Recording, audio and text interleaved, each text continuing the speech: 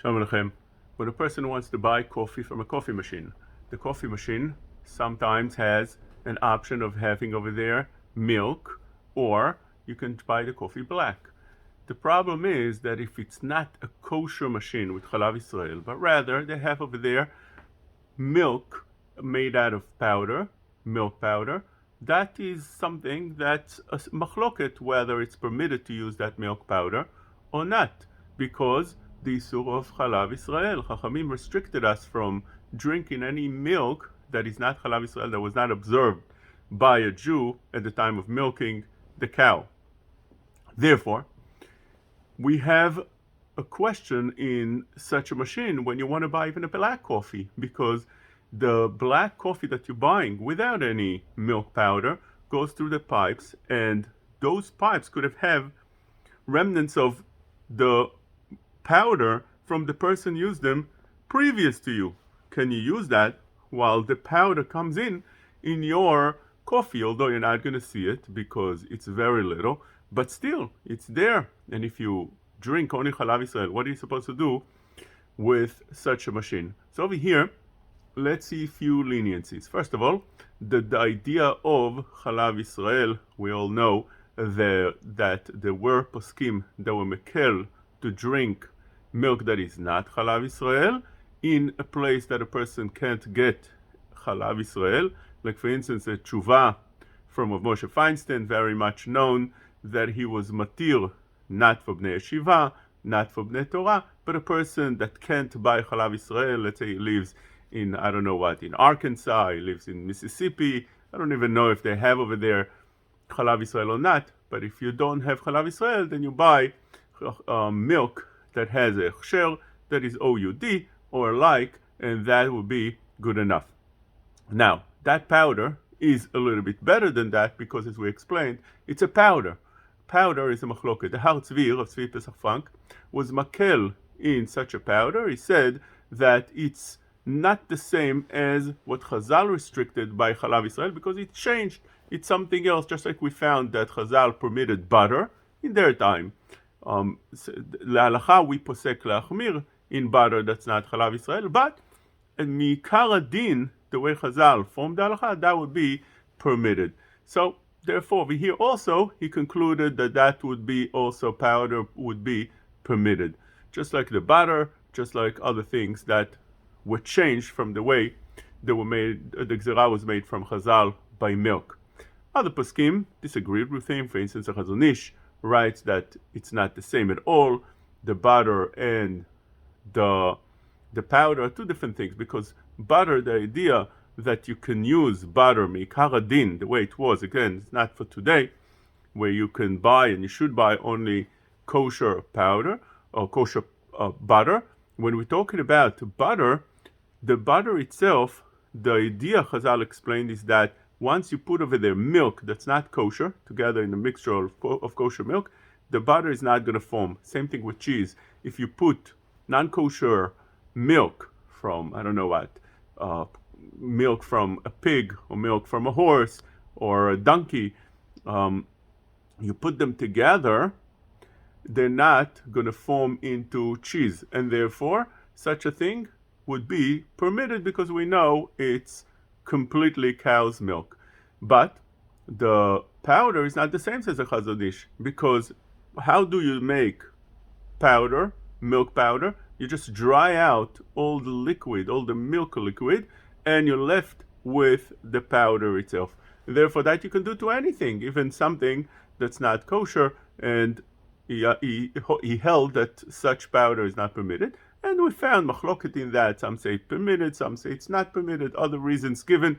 I just said over here the couple of main reasons. But as we explained, that over here there is a machloket. And the poskim say that whenever you have such a thing that is a safek, like over here, we have a safek, we have a doubt whether the powder comes to your coffee or not. So that could be a leniency to rely in a safek on what the Har Tzvi wrote.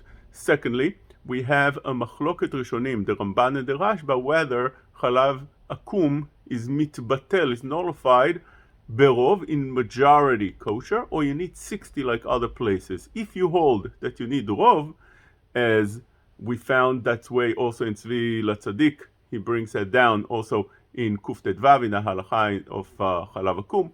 So whenever you have rov, and over here you definitely have rov, you have more coffee than that powder, so that's sufficient. If you need 60, then it becomes problematic. Tzvi Latzadik writes over there that in a scenario that you're doubtful, it's definitely permitted to rely that you have majority, and therefore such a thing would be permitted. So here we have another reason to permit that.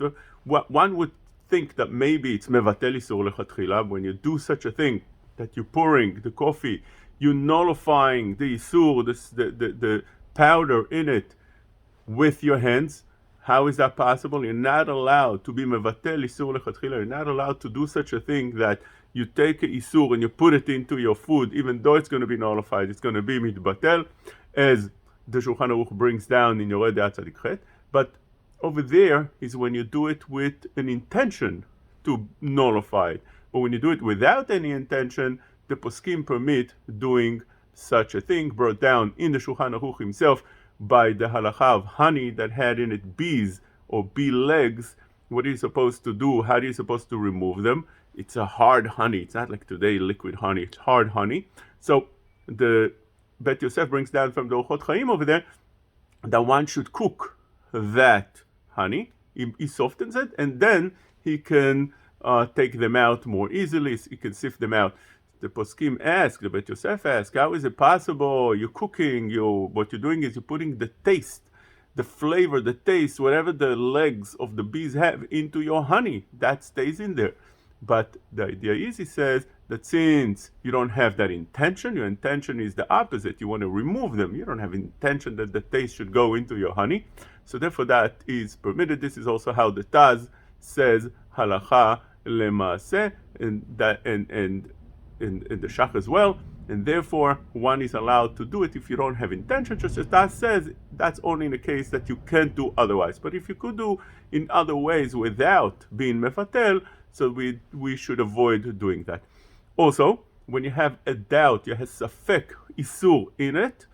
Whenever you have a safek isur, there's no problem of mevatel isur lechatchila. That's how the Shach says in Siman Tzadik Chet.